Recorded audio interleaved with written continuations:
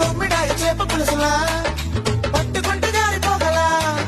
వరద నీటిలో పులుసు చేపలా వరస నాతో కలిసిపోయిరా